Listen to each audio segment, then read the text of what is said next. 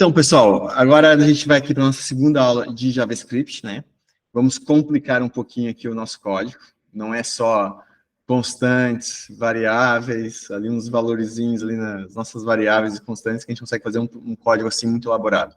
Então, cada sessão a gente vai aprimorar um pouquinho mais a fundo, até chegar à parte final que a gente vai ter aqui no fim da próxima semana, daqui uma semana praticamente. Vamos ter uma clareza melhor do que a gente consegue fazer com JavaScript.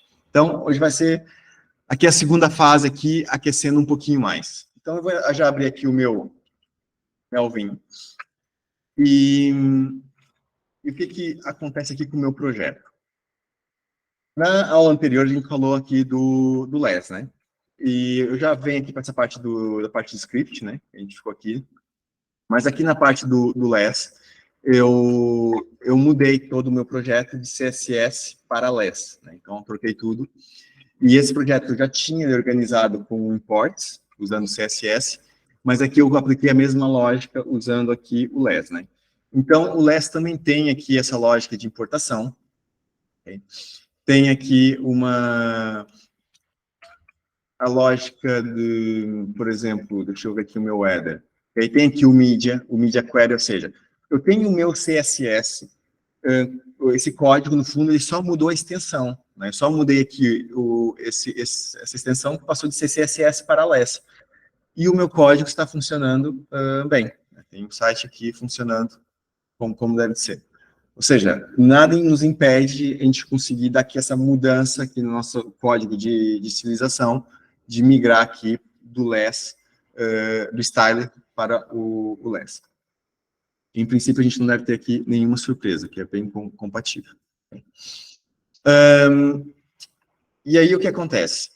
Eu vou primeiro fazer uma recapitulação aqui do LESS, depois eu volto aqui no JavaScript, depois, no fim, depois a gente volta aqui outra vez para o LESS. Né?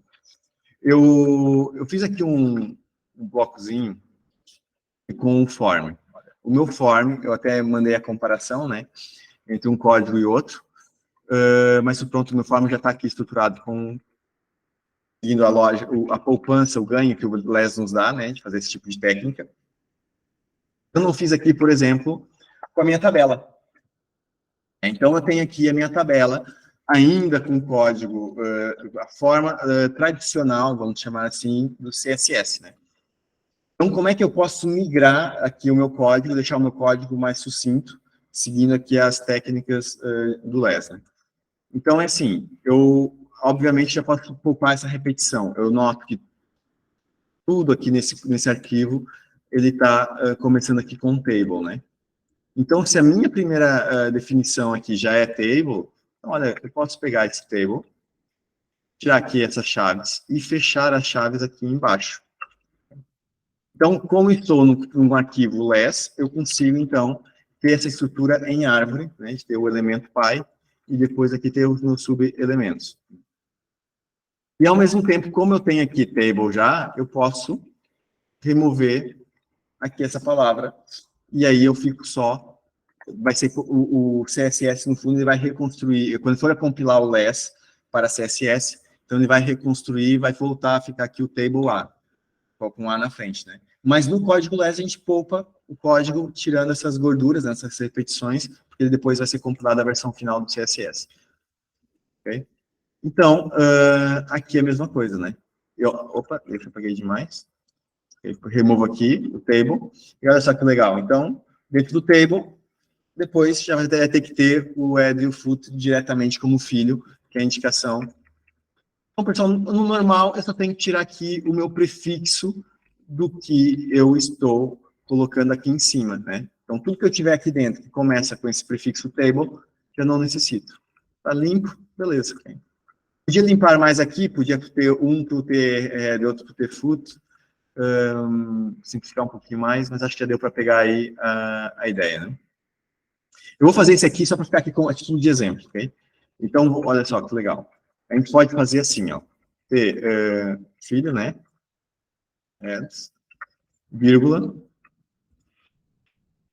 Agora, eu caí aqui num dilemazinho.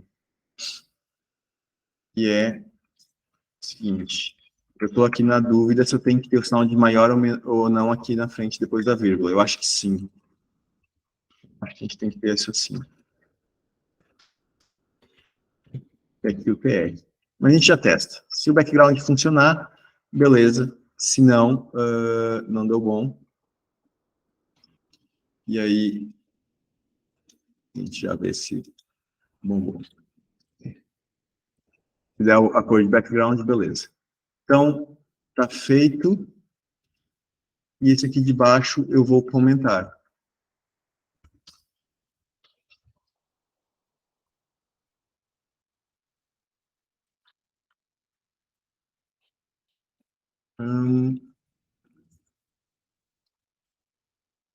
Acho que é o 20 que se passou, porque aqui acho que é essa.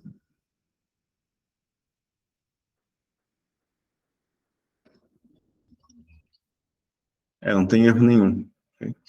Então, o que acontece? Isso aqui foi aqui, a cor aqui que não mudou.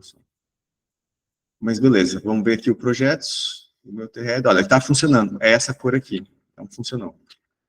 Então, se eu colocar aqui outra cor, por exemplo,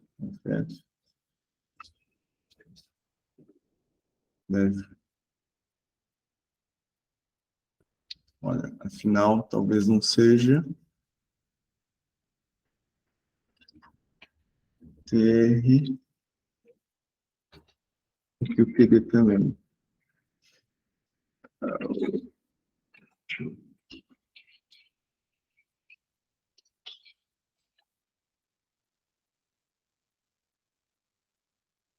Não, não pode estar pegando aquela.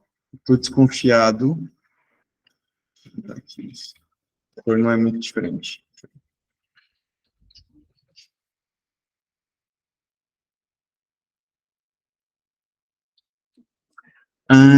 Quer ver que é o seguinte? Eu tenho aqui um problema que pode acontecer com vocês. A gente tem que ter sempre atenção a isso, ok? Como a gente está trabalhando com HTMLs, então eu posso não ter incluído aqui bem o meu CSS, mas foi.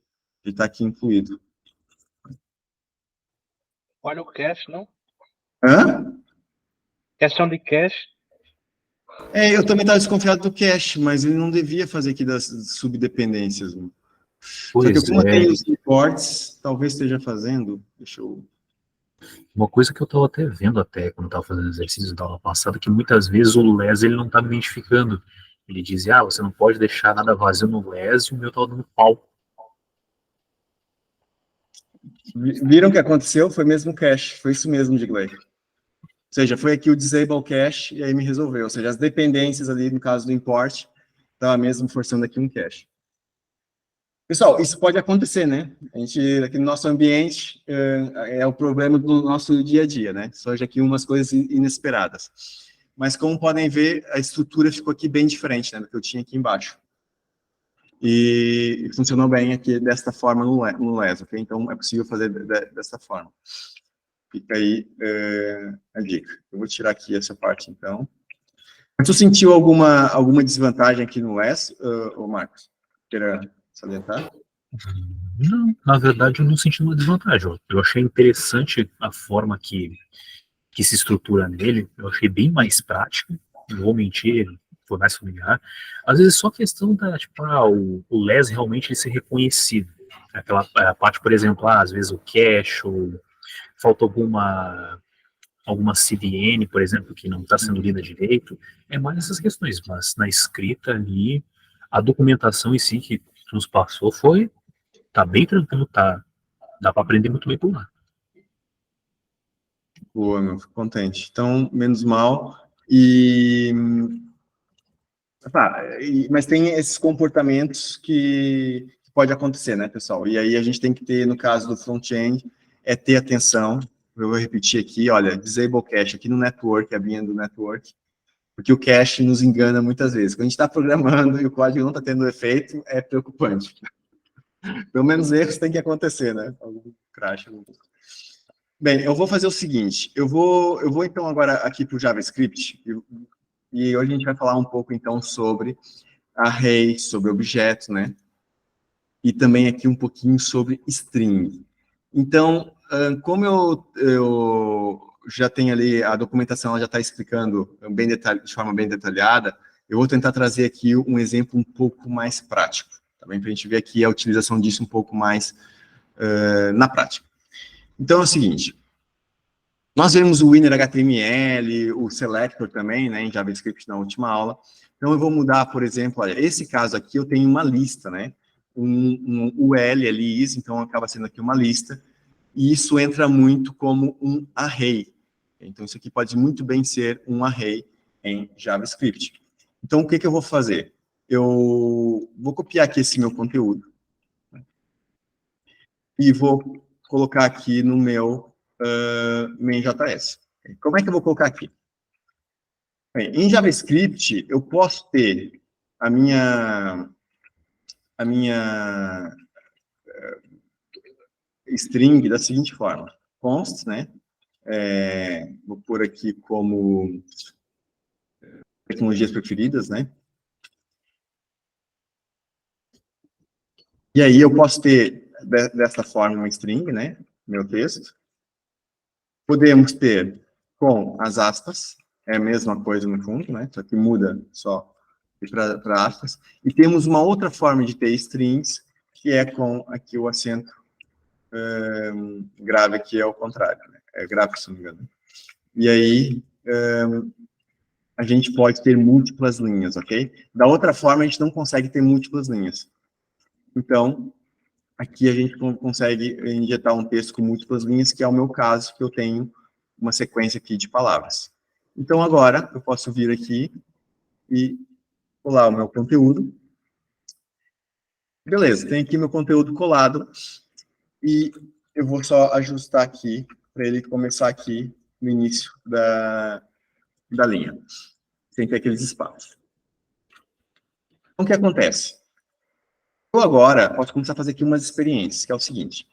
Eu tenho aqui um conteúdo, e como é que eu injeto esse conteúdo que está numa variável, né, aqui no meu HTML? Eu posso vir aqui, deixa eu só sair daqui, e vir aqui no, já fiz ali um erro, já corrijo, aqui no meu index, e aqui no meu UL, eu posso colocar, por exemplo, um ID. E aí eu vou colocar aqui as minhas tecnologias preferidas, né? Tecnologias preferidas. Vai ser o ID desse meu UL, da minha lista. Bem, com esse ID, a gente consegue detectar, pegar esse elemento por JavaScript. Então, se eu voltar aqui no meu arquivo JS, deixa eu voltar aqui. Então, agora, eu posso... Opa, fiz aqui uma zoeira boa. Então, agora eu posso fazer o quê? O meu document.getElementById, que a gente viu ali na última aulinha, que é, então, tecnologias preferidas, ok? O quê? Ponto inner text. Então, por assim, text, e aí eu coloco aqui o meu conteúdo. Beleza. Se eu voltar aqui, o que me aconteceu? Eu perdi as bolinhas, né? Então, se eu fizer aqui o inspect, o que está acontecendo? Eu tenho dentro do meu UL, eu tenho aqui já um texto direto, com os BRs, né? Então, tem aqui o meu texto já injetado. Que nada mais é, esse BR acaba sendo aqui esses enters. E não tem, no fundo, a estrutura HTML que deveria ter, que eram os ULs e LIs. Então, o que eu posso fazer aqui? Eu posso usar uma função em JavaScript que vai quebrar aqui esse meu texto em uma lista, em um array. Então, para isso, eu vou trocar aqui o meu nome, aqui da minha variável, vou pôr como list, por exemplo.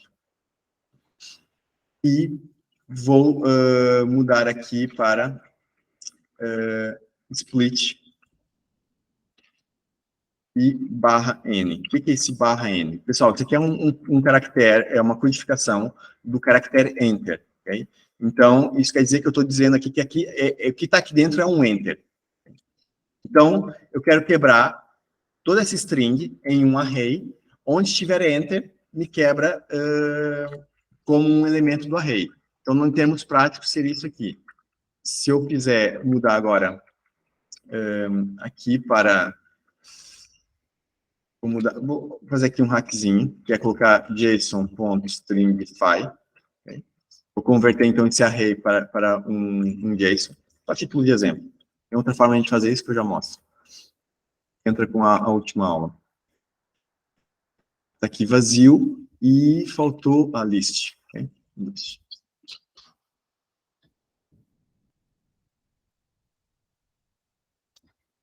Okay? Então, eu tenho aqui uma lista de um array e tenho aqui as minhas diversas palavras. Okay? Então, outra forma simples de fazer isso é colocar no meu console. A gente viu, né? Eu tenho vários tipos de console, eu vou colocar aqui no info. Então, minhas tecnologias preferidas. Okay? E aqui, então, tecnologias, isso.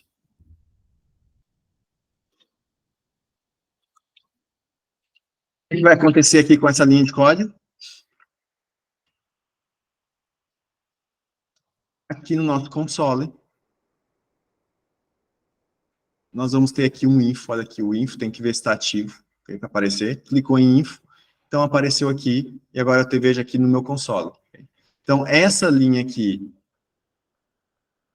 é a parte do console, e essa aqui está alterando o meu elemento HTML para o conteúdo de texto ser, então, a minha lista, o meu array que eu defini aqui em cima, que vem de uma sequência de texto, né, de um texto corrido aqui, com quebras de linha, né, convertido, então, em um array. Como é que a gente sabe que é um array, pessoal? Parênteses, retos, colchetes. Tem colchetes, estamos falando de um array. Ok? Então, aqui, por que ele está dando aqui o primeiro elemento como vazio e aqui o primeiro elemento como vazio? Bem, isso acontece porque, repara só, eu tenho aqui um enter, né? Eu tenho aqui uma quebra de linha, aqui, está quebrando para baixo. Então, tem aqui um enter, já começa com enter. Então, se eu remover esse enter, salvar, volto aqui, e beleza, já não tem aquele elemento no início do meu array. E a mesma coisa aqui no fim. Então, eu posso remover esse enter aqui depois do git, porque é pelo enter que eu vou quebrar, né, esse texto.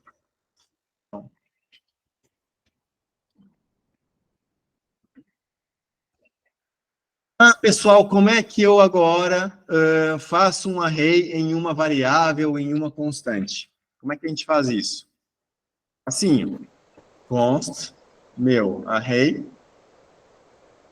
e é isso. Colchetes, e colo aqui o meu conteúdo, ou seja, isso aqui é uma sequência de um array. Né? E agora eu posso listar aqui o meu array, tem aqui uma sequência de elementos, como eu programei aqui a minha inicialização. Por isso que ele está imprimindo dessa forma. O objeto do tipo array tem 9 elementos, e está aqui, e o length, né, o comprimento, são 9 elementos que eu tenho no meu array. Ah, como é que eu pego o elemento 4? Então, meu array, 4. Então, a gente tem uma sequência de palavras estruturadas como se fosse numa subvariável, numa subconstante, ou seja, associada ao meu valor principal. Eu tenho um valor principal que tem uma sequência de elementos, e tenho os subvalores que eu posso pegar pelo valor numérico, pela posição desse valor, que está na pilha, né? Podemos pensar assim, como se fosse uma pilha de objetos, um em cima do outro. Então, eu pego aqui um elemento específico e eu posso manipulá-lo. Força aí, Marcos. Eu ia falar na questão de pilha mesmo. O array, na verdade, tudo isso aqui é uma pilha de dados que a gente tem, que eles são inseridos em ordem. Aí você, por exemplo, pode filtrar nessa pilha, por exemplo, qual é o nível onde ele está, por exemplo. Como começa em 0, eu quero o que está contido no nível, vamos pensar, 7. Aí vai te retornar só aquilo lá.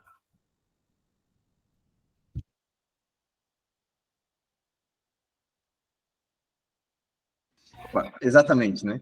É a mesma coisa se a gente quiser alterar o valor. Se eu quiser alterar o valor do número 7, que no caso é o Linux, então esse carinha aqui, eu posso dar outro nome, né? Outro qualquer. E aí, quando eu listar o meu array, então já mudei aqui o valor, e agora a posição 7, se eu ler o valor da posição 7, é o valor que eu associei o novo valor, né? O mesmo também eu posso fazer aqui com um número, eu posso ter uma sequência de qualquer coisa, né?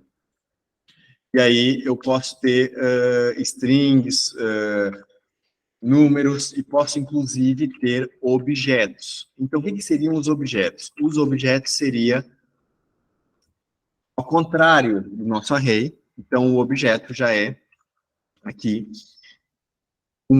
O array nós estamos trabalhando com colchetes, no objeto a gente trabalha com chaves. Então, aqui a gente coloca uma chave, 2 pontos, valor. Okay? Então, valor aqui, vou pôr aqui em string, valor. Então, agora, o meu array na posição 7, eu tenho o que nele? Eu tenho um objeto com chave e valor. Então, se eu quiser o valor dessa chave, aqui o valor associado. Então, repara no seguinte. Nós, quando estamos programando, nós estamos, no fundo, mexendo com a informação que está armazenada em memória, no caso, na memória RAM. Então, nós temos que identificar essa informação.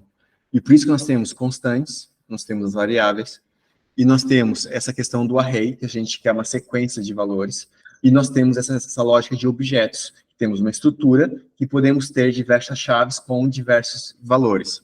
Então, por exemplo, imagina o seguinte, eu tenho aqui agora, eu vou colocar aqui os dados de uma pessoa. Então, vai ser o nome da pessoa, né? Fulano de tal.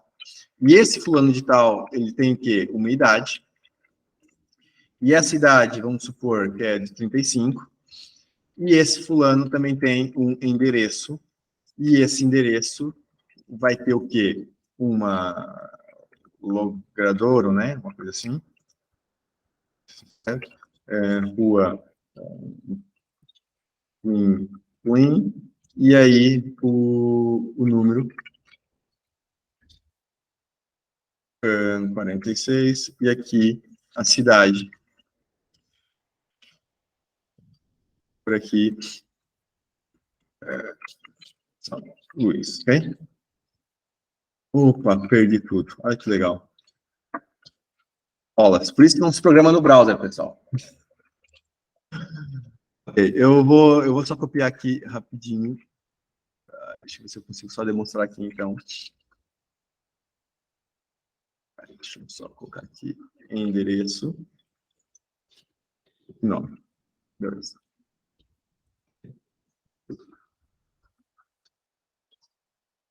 Rua. E aqui. Rua. Beleza. Vamos supor que tivesse lá os outros elementos.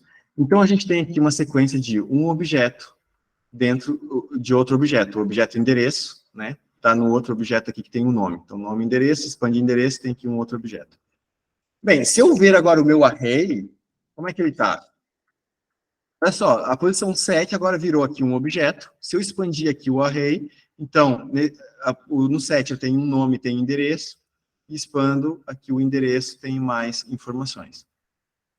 Como é que eu chego aqui agora nesse logradouro? É só eu indicar o caminho completo em memória dessa informação. E como é que é o caminho completo dessa informação? É o nome da minha variável, da minha constante, que tem o array armazenado, né? A posição do array, que é o 7, então é o nome. A posição, que é o 7, ponto. O nome da minha chave, porque o valor 7 já vai ser esse objeto. Então, o valor da minha chave, que eu quero o endereço, eu quero ali que o logradouro, é que o endereço. Então, é endereço. E vai ter o valor de um objeto, que esse objeto vai ter outra propriedade, que vai ser aqui o logradouro. Estou escrevendo errado isso. E aí fica esse endereço completo para eu acessar a informação da rua. Pessoal, então, o que acontece? A gente tem uma forma de declarar como que essa informação vai estar estruturada em memória, e mais ou menos como a gente indicou onde essa informação vai estar, também é a forma que a gente acessa para puxar essa informação, ou também para alterá-la.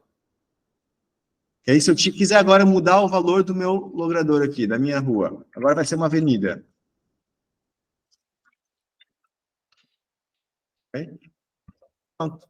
Está aqui mudada, agora já não é a rua Plim Plim aqui, vamos ver qual é que é a avenida.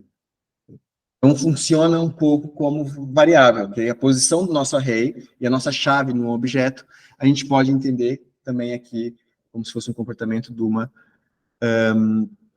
variável. O que a gente pode fixar aqui, pessoal? Qual que é a diferença, grande diferença entre um array e um objeto? Que num array, a gente encontra a informação dentro desse array pela identificação do índice, do posicionamento. Mas, no objeto, a gente consegue dar um nome para essa posição. A gente consegue dar uma descrição, descrever o que vai ser essa informação. Okay? No array, a gente só tem, então, aqui um número. Diz, olha, no número tal vai ter um valor qualquer. E agora, aqui com objeto, não, a gente consegue mesmo dizer, olha, não, esse aqui não é um valor qualquer, é um nome, é um endereço. Força aí, Marcos. E dentro de um array, a gente pode fazer um array de vários objetos também, contendo tudo que a gente precisa. Que nem, por exemplo, foi feito agora, por exemplo, de uma pessoa, endereço. A gente pode ter vários desses tipos e dentro desse objeto pode ter outros arrays com mais outros objetos. Resumindo, você pode encadear um dentro do outro. Mas claro que isso vai virar uma salada de frutas, então não vamos confundir ninguém aqui. Estou aqui esquecendo do mutado. Olha o Luiz rindo. Tá difícil. É exatamente isso. O que acontece? As possibilidades são infinitas, porque essa estrutura não tem limite. Eu coloquei um array, um objeto dentro de um array, né, nesse caso, mas esse objeto podia estar numa variável, numa constante, mas podia estar dentro de outro objeto, que estava dentro de outro array, e vai embora, ok? Então, não há limite aqui para essa estruturação, e essa estruturação é o que a gente costuma ver na comunicação com as APIs, né, com parte do back-end, através do nosso JSON. Okay? Esse carinha aqui, o JSON, okay? Que vai ser essa informação aqui em texto. É isso aí, Wagner. Boa tarde, pessoal. Edu. Edu, e a estrutura, a estrutura de dados que se fala, né? Que é um array, objeto, é isso também, né? Certo, sim. E qual que seria mais custoso? Que estrutura qual que seria? Existe isso? Uma melhor estrutura? Array, trabalhar com array, com objeto? Existe, claro que existe. A gente tem que saber bem quando usar uma coisa ou outra, ok? Porque o problema é que essas duas estruturas resolvem são bem diferentes, né? Mas, pessoal, esse problema que essas duas estruturas resolvem não é tanto a nível de computação, né? Ou de processamento, ou que tenha algo a ver aqui com performance. Tem mais a ver com a forma com nós humanos conseguimos nos organizar com as informações. Então, por exemplo, se eu tiver o catálogo aqui de nós todos, né, uma série de um array aqui com diversas informações nossas, o nome de todo mundo, endereço e tal, então eu vou ter aqui um array de diversas posições, né, e pode entrar mais alguém aqui, e a gente tem então mais uma pessoa sendo adicionada nesse array. Então nós temos uma contagem, uma sequência que a gente não sabe bem quantos vão ter, mas é uma sequência numérica, então é 1, 2, 3, 4, por aí fora. É uma repetição de estrutura de dados, né? No caso do objeto, não. No caso do objeto, eu não vou querer separar o nome da idade, por exemplo, dessa forma. Por exemplo, pessoa, vou pôr aqui como Lex. Então, a minha pessoa vai ser, então, um array, que a primeira posição vai ser o nome da pessoa, e depois vai ter a idade. 24, por exemplo, 26, aí. E aí, o que acontece? Como é que agora eu pego a idade? Eu pego a idade aqui pela posição 1. Por que 1? Porque começa com 0. Né? Começa com 0, então a posição 1 é minha idade. Ora, isso aqui, humanamente falando, para nós humanos, isso aqui não é legal. Por quê? Eu posso deixar a minha pessoa assim, né? Com nome, pessoa de tal, okay? E a idade, 26. Okay? Qual dos dois eu programei mais? Qual dos dois dá mais trabalho de fazer? Pro dev é ficar criando um objeto, né? Mas também fica meio perdido no array, né?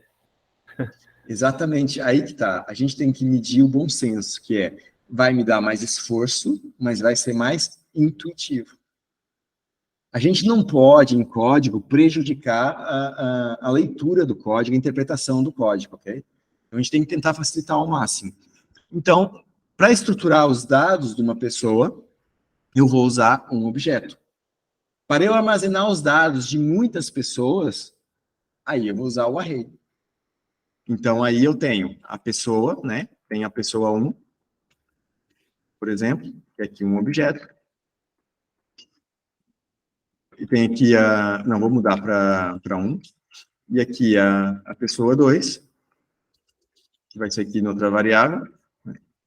28.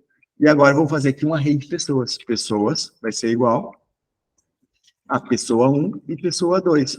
Eu posso ter pessoa 3, pessoa 4 e por aí fora. Feito isso, então, agora eu tenho um array de múltiplos objetos, que aí tem os dados aqui vai ter os dados de cada pessoa. O que acontece agora, pessoal? Pergunta, vamos ver agora. Agora, vamos ver quem é que está acordado aí. O que acontece se eu tenho aqui esse array, né, com pessoa 1 e pessoa 2, o que acontece se eu, na pessoa 1, criar uma nova chave, endereço? Okay. Rua. Não, é endereço, ok, rua. Pessoal, o que vai acontecer? Essa chave vai aparecer dentro do array ou não? Eu estou alterando pessoa. Esse cara aqui, não estou mexendo no array. O array aqui é a posição 0, né? São coisas diferentes. Então, vamos lá. Eu tenho pessoa 1, tem esse objeto, e pessoas 0, tem o mesmo objeto. Se eu pegar aqui pessoa 1, já tenho copiado, e acrescentar aqui o endereço, o que vai acontecer? Força, Wagner. Edu, aí eu não testei isso, mas quando nós criamos um array de objetos, ele aloca essa informação, esse array, num novo espaço de memória, criando o array e os objetos dentro desse novo espaço, ou ele é uma referência do espaço da memória da pessoa 1? Exatamente, é aí que está o ponto, ok? A gente tem, então, o que o Wagner quis dizer, pessoal, é o seguinte. Nós temos duas situações, né? Ou esse valor veio da variável 1 aqui e foi copiado, clonado, vamos supor assim, clonado, né? Duplicado aqui no meio. E é um outro objeto, é uma réplica, né? Do que está na variável pessoa 1. Ou não é uma réplica. É a mesma coisa, porque ele está em dois lugares, mas em memória ele é o mesmo. Okay? Então, eu tenho apenas um atalho que identifica quem que é o meu objeto para poupar a alocação de memória. Okay? Essa segunda forma é que é a mais correta. Okay? Vamos ver se eu não estou errado. Então, agora, a pessoa 0 ficou com o endereço. Okay? O que aconteceu? Eu alterei na variável e no array também ficou com o endereço. Força, diga aí. Nesse caso, ele tem aí 3 referências, né? Ele tem a referência do array e tem as 2 referências da pessoa 1 e pessoa 2. E dentro da referência do array, ele armazena a referência também da pessoa 1 e da pessoa 2. Então, é por isso que muda aí. Ele não faz uma cópia, né? Ele pega a referência que está armazenada na memória e coloca dentro do array. Então, toda vida que você mudar a pessoa 1, pessoa 2, o array também irá se modificar. Exatamente. Porque o que acontece, pessoal? Em código, a gente sente que é uma réplica, uma duplicação do objeto, a gente vai causar um esforço de processamento maior. Então, a gente tem que dizer para a linguagem, olha, eu quero aqui uma réplica, eu quero uma coisa independente, mas seja uma cópia do que já existe. Então, entra aqui em clonagem de objeto, aí tem o deep clone, e daí se tiver redundância da recursividade, pronto, é um filme. Okay? Mas o clone de uma estrutura de informação em memória, como o Marcos falou, né, que podemos ter arrays e objetos dentro de arrays e objetos N vezes, de qualquer forma e tal. Então, isso pode ter uma estrutura demasiado grande. E clonar isso, duplicar, é um esforço muito grande. Né? Então, isso é algo que a gente tem que forçar no código e dizer, olha, eu quero aqui uma clonagem. E aí, há técnicas para isso. Mas não vamos ao caso, porque até tem uma técnica nova, muito mais simples do que o JSON Stringify e JSON Parse, que era o que a gente usava mais no passado. Mas pronto.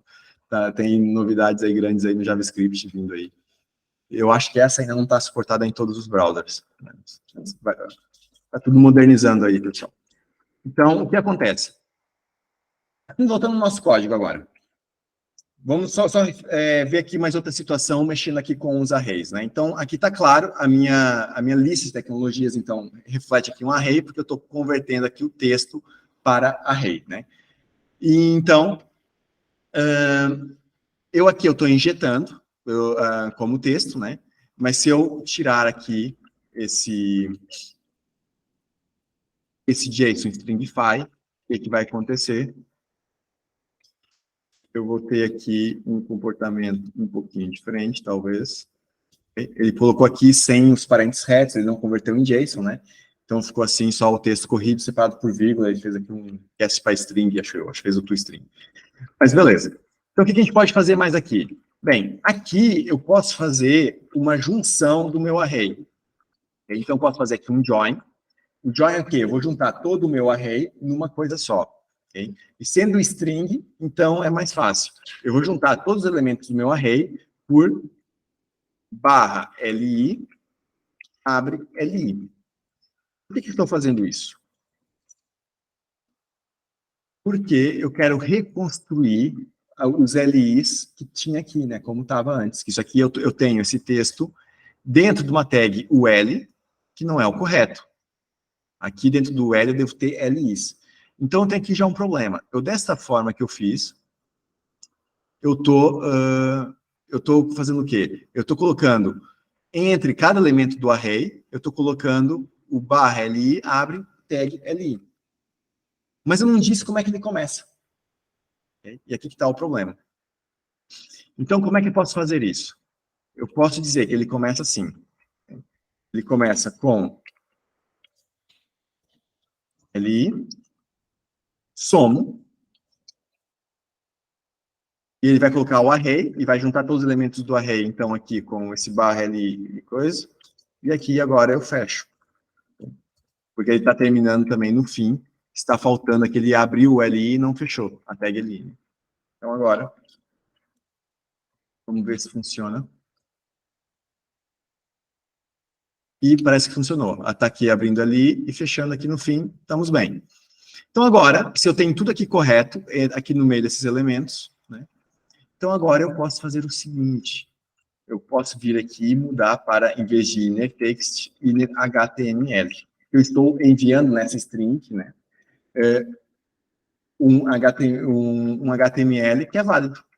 Então, vamos ver o que aconteceu. Estou procurando um ponto, peraí. Ele reprocessou e agora reconstruiu aqui a minha lista. Ele está certinho, está funcionando legal. Agora, se eu quiser tirar um elemento, né? Se eu quiser tirar um elemento, vem aqui e tiro. Apago aqui da minha string, atualizo aqui, e no HTML sumiu. Eu quero voltar a pôr, agora eu vou pôr o JavaScript aqui em cima, depois do less. Então aqui, JavaScript. E só trocando ali, escrevendo um texto, então já reage aqui de boa. Deu para entender um pouco, pessoal? Dúvidas? Deu para sacar um pouco aí a jogada? Eu só fiquei com uma dúvida aí. Manda. Abri Enter lá depois que você criou o array lá, eu não entendi muito bem o que fez o Enter. Só isso. Esse aqui, esse Enter aqui? Isso. Perfeito. O que ele faz? Perfeito. Olha só. Então é o seguinte. Imagina que eu tenho aqui essa string, né? Tem aqui umas lista de frutas, né? Bem, isso aqui é um texto corrido, né? Podia ter milhares de frutas aqui, separados por vírgula. Como que eu agora pego a fruta número 100? Ferrou, né? Então, em JavaScript, a gente vai fazer o seguinte, eu vou reduzir esses milhares aqui para 3, né? Então, eu vou fazer o seguinte, lista de frutas, ponto, split, vírgula. Eu quero quebrar esse texto pelas vírgulas. Então, ele vai me construir um array. Eu tenho todas as palavras. Agora, eu tenho o texto sem vírgula e virou elementos do array. Okay? E agora eu posso pegar a minha fruta número 2. Vou subir aqui, número 2, quem que é? Número 2. Oxi. É porque precisa lista de frutas igual a lista de frutas. Exatamente. Obrigado, muito obrigado, velho. Me faltou isso aqui. Okay? Agora eu associei a variável, está guardada, né? Então agora sim a gente pode ver qual é a fruta 2. Porque aqui, pessoal, estava pegando o segundo caractere, né? Então o caractere 0 é o L, o primeiro é o A, e aqui o 2 seria o R. Okay? E agora eu tenho aqui na minha posição 2, então tem aqui o mamão. 0, 1, 2. Então, o que acontece? Aquele enter é o equivalente aqui a essa vírgula. Então, o enter é que está me quebrando aqui o texto todo. É o meu separador das palavras, né? Perfeito. Entendi. Só que aqui a gente tem um join. Okay? Então, com esse join, pessoal, eu posso agora pegar aí, em vez de separar por vírgula, eu quero separar por arroba. Então, venho aqui e faço.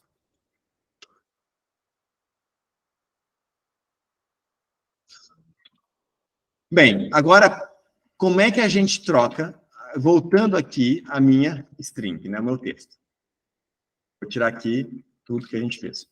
Como é que eu troco agora essas minhas vírgulas por arroba? Eu posso tanto utilizar o replace, né, de vírgula. Vou substituir todas as vírgulas por arroba. Okay? Só que ele não substitui todas, só substitui a primeira. Se eu quero substituir tudo, tem que usar o replace all. Okay? Ou outra forma de eu fazer, como é que é? Split, separa por vírgula, e agora junta tudo por arroba. Ou seja, esse split join funcionou da mesma forma que o replace all. Sacaram que é a jogada, pessoal? Aqui virou array, aqui converte o array para texto, juntando aqui com um separador, que nesse caso aqui passou a ser o arroba. Beleza? É muito usado quando a gente quer transformar um array em string, né? Ali. Um array Não, simples. e o replace all é recente. Deve ter uns 10 anos. Eu falo recente, mas já deve ter uns... Mas lá, quando eu comecei, não havia esse replace all. E a gente usava muito esse split join, por isso que ainda até hoje isso... Pronto. Lá no auge do jQuery. Por aí mesmo. E aí, o que acontece, pessoal? O que mais que a gente tem aqui para hoje? Isso aqui a gente vai pegando aos poucos também. Pessoal, tratamento de string, nós temos um monte de coisa. Eu quero saber aonde está a vírgula na minha string. Então, tem aqui index of da minha string, index of, okay? Que é o posicionamento. Então, está na posição 7. Então, eu tenho um texto, recordando que eu tenho aqui um texto, então eu quero quebrar esse texto aqui na primeira vírgula. Então, eu vou fazer o quê? Substring aqui da posição 0 até o index of aqui da minha vírgula, né? Que é esse carinha aqui, posição 7. Faço isso e aí ele arrancou a primeira palavra. Ou seja, nós temos uma infinidade de funções aqui nas strings.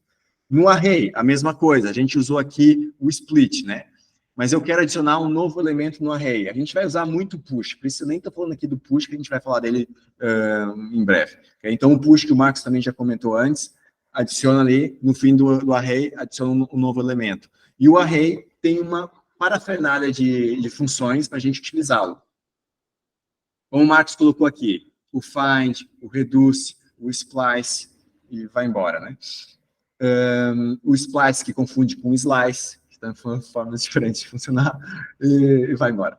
Então, pessoal, isso a gente vai pegando aos poucos, também não é o objetivo aqui dessa sessão, a gente aprofundar muito nisso, mas na outra aula um pouco mais avançada, está aí referenciada aí no material, lá foi demonstrado mais essas técnicas também, mas não é tão importante saberem isso. Se já souberem bem isso aqui, então aprofunde então um pouco ali nas outras coisas, mas se não, basta começar por aqui um tempo e aos poucos vai aprofundando.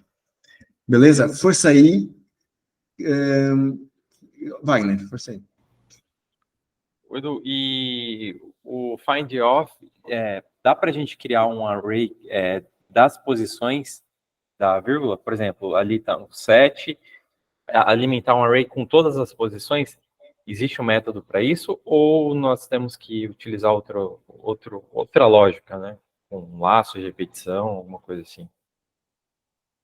Nós indicando, teria que, se eu estou entendendo o que está dizendo, teríamos que ir para uma lógica assim, ok? Dá para usar também o for each, o map nesse caso também dá, porque a gente faria uma conversão, depois com reduce talvez, mas exigiria aqui outras técnicas. Do que eu percebi foi a gente saber o posicionamento de cada vírgula e depois, com base nisso, fazer um substring para reconstruir um array, né?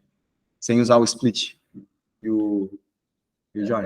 Não, é só... Mas eu digo só para pegar a posição, o índice, não é nem para pegar o valor. Todos, ok. Criar um todos array os índices. de índice, isso. Ok. A gente tem o index, né, o index of, mas a gente também tem o last index of. Então, a gente pode... a gente tem a primeira vírgula vem na posição 7, mas a última vírgula, que é de trás para frente, né, ele vai contar, vai estar na posição 14. Então, dá para a gente saber a primeira e a última. As do meio, nós teríamos que fazer uma programação mais elaborada. Ou ir quebrando essa string, reconstruindo outra, para ir fazendo aqui esses diversos index off e tal. Beleza. Mais alguma questão, pessoal?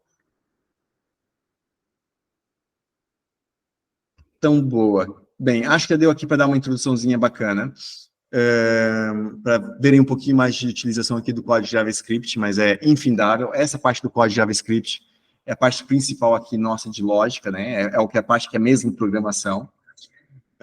Mas vamos voltar então aqui para o LESS. Vamos voltar para o LESS e aprender um pouquinho mais aqui do que a gente pode fazer aqui com o LESS. Então é o seguinte, pessoal, aqui no LESS eu tenho situações que eu tenho, por exemplo, eu acho que eu tenho aqui, olha, tem que cores, né? Vou dar um exemplo aqui com cores. E ter essas cores cria aqui um problema a nível de manutenção, que eu começo a ter repetição dessas cores pelo código. Então, se eu quiser trocar o meu estilo, olha só, eu tenho a mesma cor repetida várias vezes. E aí, eu posso criar, então, aqui um novo arquivo, e vai ser, então, eu vou criar como underscore variables.less.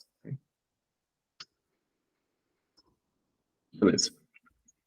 Então, aqui nós temos um arquivo. Qual que é o objetivo dele? É fazer o que o nome já diz, que é guardar as minhas variáveis. Como é que a gente define variáveis aqui no LESS? A gente define com arroba, e a gente dá um nome para ela, que então vai ser minha cor base. Okay? E aí, qual que vai ser o valor dessa cor base? Eu vou aproveitar e vou pegar a cor que eu já tinha aqui. Vou pegar aqui essa corzinha. E vou voltar ali nas minhas variáveis, já tem muito arquivo aberto. Com Shift aqui. E agora aqui,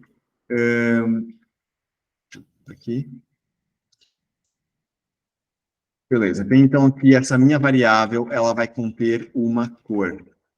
E essa cor eu vou tentar reaproveitar. Então, minha cor base é o nome da minha variável. Como é que eu utilizo agora isso? Eu posso voltar, então, aqui no meu arquivo de header, né, e usar, então, aqui a minha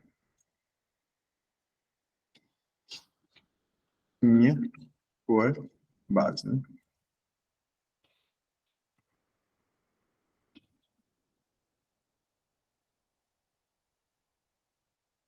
Aqui é a mesma coisa, então, minha cor base. E aqui a mesma coisinha. Beleza. Então, olha só, eu poupei a repetição da minha variável, né, de cor, em 3 lugares aqui no meu less. Mas agora eu preciso dizer que esse meu less é importado, essas variáveis, né, de onde é que vem essas variáveis? De onde é que essas variáveis estão vindo? Eu preciso dizer aqui que eu tenho que importar o meu ponto barra variables, ok? Ponto S. Ou seja, aqui na pasta onde eu estou, né, importa aí esse arquivo, está com underline na frente, variables. Eu estou colocando underlines para ter aqui um padrão. Ok, falta aqui o import aqui, faltou o arroba aqui na frente, pessoal. Okay? Então, eu estou aqui no header, importando esse variables, para eu conseguir nesse arquivo, a gente pode chamar isso como se fosse uma dependência, né? No React a gente vai usar muito isso também de import, é diferente, mas a lógica é parecida. Eu tenho que dizer que aquelas variáveis, de onde é que elas vêm, então vem aqui desse arquivo, para o Less conseguir carregar aqui os valores dela, então a gente tem que sinalizar onde é que esse arquivo está. Então, se eu voltar aqui agora no meu site, desligando o cache, que agora já não cai nessa, né? Tá desligado, disable, beleza? Funcionando, beleza? Console, tudo ok. Como é que eu tenho certeza que está funcionando? Eu venho aqui, então, agora, mudo, e agora eu vou pôr, por exemplo, vou pôr,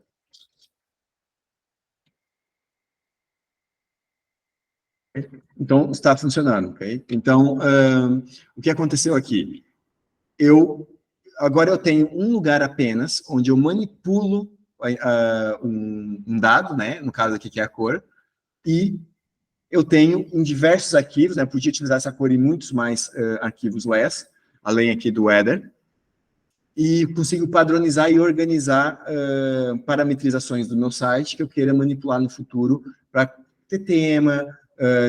Eu estou repetindo a mesma cor toda hora, eu estou indo ver qual é que era o código da cor. Não faz sentido a gente ficar memorizando o código de uma cor, né? Então a gente pode usar o nome de uma variável que é mais intuitiva e a gente pode ir aplicando aí no nosso código.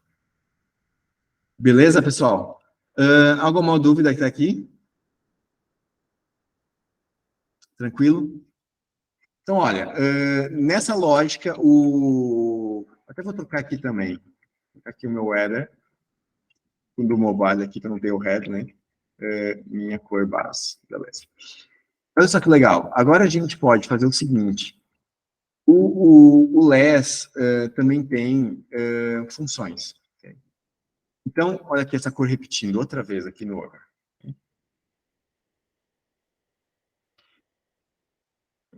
Aqui eu não queria apagar demais. 5px, e aqui vai ser, então, minha cor base. Então, o que a gente pode fazer? Eu posso colocar aqui o active, que é esse aqui, né? Esse background vermelho aqui. Eu posso dizer aqui para o Less, para ele criar uma versão desta cor, dessa referência, um pouco mais escura, ok? Então, por exemplo, dark, um pouquinho mais escura dessa minha cor. E aí eu digo quanto mais escuro que eu quero. Eu quero 50% mais escuro. Vamos ver se teve efeito. Então, olha, ele está meio preto, está muito escuro. Então, deixa eu pôr um pouquinho menos, só 20%. Aqui mais um tom de vinho, talvez. Então, agora fica aqui um pouquinho mais escuro. Ou seja, o vermelho aqui está um pouquinho mais claro, né, e tem aqui um tom um pouco mais escuro. Que cor que é essa? Se eu for ver aqui, No meu código eu tenho, então, um 999 aqui no meu background. Eu não criei essa cor, né? Essa cor eu não fui eu que criei, mas eu consigo ter essas variações facilmente aqui, e isso poupa bastante a gente ter essas pequenas nuances quando a gente está desenvolvendo o layout, design de um site, que é ter pequenas variações de cor. E a gente pode ter uma tonalidade mais escura, mas também podemos ter uma tonalidade um pouquinho mais clara, por exemplo, com a função like, aqui like, tem aqui errado o H. Beleza. Então, 20% mais claro. Ficou demasiado claro, diria. Que cor é essa? Okay? Ele não conseguiu pôr. Ok. Ah, não, o H estava certo, pessoal. Oxi.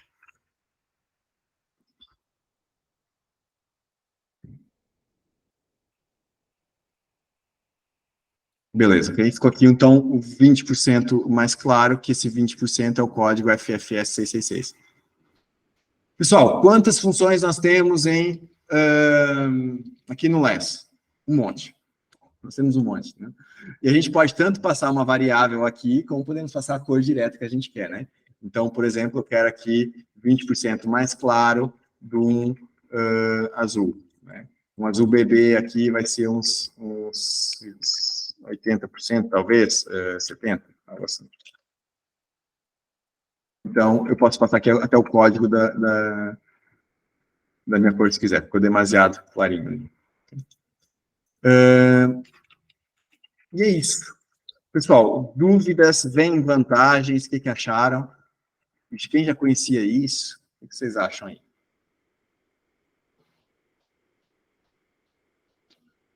Força aí, Venturinha.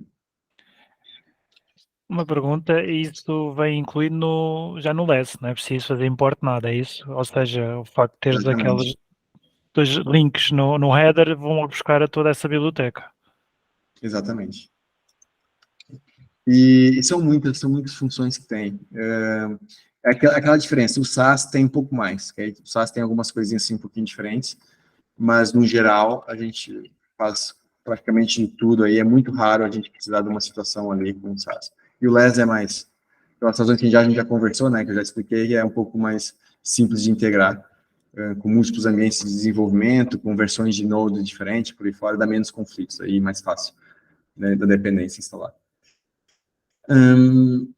Mais coisas aí, pessoal, o que vocês acharam? Quem já conhecia o SAS ou o LES, já tenha trabalhado bem com isso e com essas funções? Tem alguma dica aí? Foi isso aí, Marcos. Eu já trabalhei com SAS, foi até no projeto anterior, e ele ajudou bastante na questão, principalmente dos mixins, certo? Que você cria em um arquivo separado, e a questão de você poder componentizar o seu CSS e depois você só centraliza ele. Ele remete muito ao React. Isso é engraçado. Se você utiliza o SAS da vida, meio que implicitamente você aprende React nele. Pela questão de organização, componentização, você separa, modulariza cada ponto, você cria variáveis globais para você poder utilizar em vários pontos, para não precisar ficar repetindo código e ser muito verboso. Essa é a minha experiência que eu tive com o SAS. O LES eu estou conhecendo agora, né, na Netuno, estou dando uma lida na documentação, mas não foge praticamente nada do que a galera aprendeu no SAS ou coisa desse tipo. É muito bacana e traz um dinamismo muito grande. Boa. Pessoal, isso aqui, o LES não tem nada a ver aqui com a parte do Netuno, que é mais back-end também, mas a formação é no Netuno, claro, então é o material aqui que a gente está dando. Mas, no fundo, se vocês quiserem usar SAS, por exemplo, força nisso, ok? Porque é muito parecido também. Ou seja, o que a gente aprende no LES vai para o SAS de boa, então é tranquilíssimo. Não? Depois, pronto, é um ecossistema com algumas diferenças que depois essa adaptação, essa curva é muito, muito curta. Força aí, Wagner. Edu, eu nunca usei variável e nem é método, esse Lightning, hein? Uhum. É comum usar esse Lightning nos projetos? Muito mesmo. Muito O mesmo. o pessoal do UI, Uhum. ele já manda com... Como que ele já manda assim? Não. O do pessoal do UI, ou seja, eles só vão definir mais a nível conceptual, mais a nível de mockups e tal, ok? A nível de programar aqui o CSS, normalmente não entra o pessoal de UI, não. É mais o pessoal mesmo de front. E aí, Já é uma tecnologia ligada ao front-end, não ao UI. O que acontece é que muitos programadores de front também manjam de UI e fazem um trabalho um pouquinho misto porque, ou seja, a nossa área, ela está sempre está surgindo profissões novas, né? E aí, dependendo do projeto, o front-ender faz ali os dois trabalhos juntos. então, entendi. E quando é separado, não é cravado, então, os valores, né, dessas cores, né? Por Sim. exemplo, do Lightning, por exemplo. Eu vou mostrar aqui, olha, por exemplo, aqui no caso do Cloar. Nós temos aqui, então, olha aqui, o variables, .less. Então, aqui nós temos uma série de variáveis que calibram o comportamento do site geral. E olha que o Light sendo usado, E então, o que acontece? Você vai ter muita coisa que tu vai conseguir calibrar só aqui. Então, nem precisa depois procurar no Less, onde é que fica e por aí fora. Aqui, os nomes das variáveis é o mais intuitivo possível, né? Para ficar bem claro do que elas fazem, porque depois também fica muito confuso como é que... Se o nome for muito genérico, pessoal, siglas, números, não, por favor, não. Isso aí, mas tem que ter um tradutor, né? E aí, ajuda muito, ou seja, tem um ponto central, onde eu posso calibrar um pouco, e principalmente porque tem muita repetição. A nossa cor principal do site, ela vai repetir muitas vezes. Então, vai que o cliente quer mudar ali a tonalidade de cor. Ou eu próprio quero pegar aquela base de desenvolvimento e levar para outro projeto. Então, facilita usando aqui essa lógica de variáveis. Inclusive aqui para o mobile, né? Para a parte do responsividade, aqui as larguras para celular, para laptop, para desktop, né? Então, as larguras também, aqui é fácil depois de calibrar. Beleza, pessoal? Mais algum ponto? Então, olha, Essa a gente... questão de... Força. Só, desculpa atrapalhar, Eduardo. Manda. Essa questão de paleta de cores, geralmente já vem ali do protótipo, já vem tudo separadozinho. Só se for realmente necessário alguma coisa ali, é que o front-end mais puro, né? O que não é o design, que vai mais pro código, ele faz alguma modificação, mas geralmente já vem o projetinho já todo, até com o cliente já dando o aval para que a programação seja feita, o desenvolvimento seja feito. Exatamente, né? Na fase ali da prototipagem, né? Daí o cliente valida um protótipo, às vezes estático, ou no Lindo Figma, né? Que daí é uma experiência de navegação, aí já se fecha bem essas coisas. Mas o que acontece? Essas repetições numéricas, pessoal, tudo que a gente está repetindo muito não é bacana, ok? A mesma coisa também se eu estou em JavaScript, eu tenho uma string, né? Estou repetindo muito essa string, põe uma variável, algo assim, uma constante, né? Melhor ainda, uma constante, que é para depois ter um ponto central assim mais organizado para definir parâmetros do nosso código. Que a gente nunca sabe quando a gente vai querer mudar, e para mudar provavelmente vai ser para tudo, né? E aí é mais organizado aqui, para isso que as variáveis existem.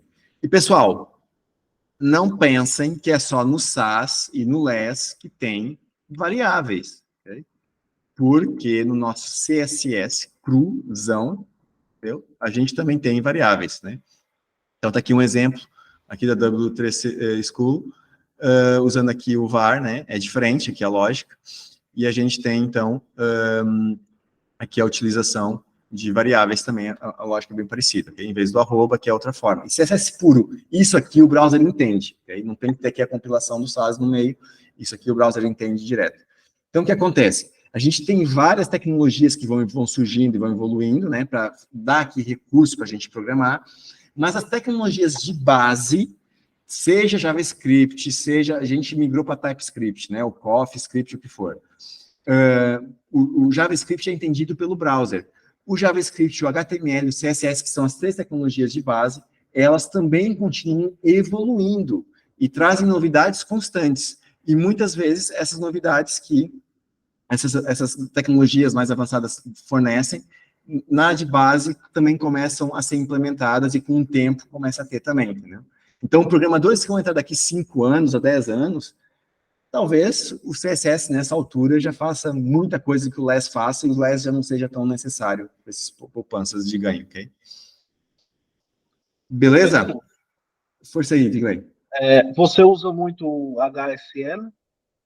HSL, eu não uso assim tanto, porque eu não sou muito de front, eu não sou muito paciente para o front, não. Mas essa variação também é bacana. É que essa com saturação, se não me engano, Hue Saturation, não é?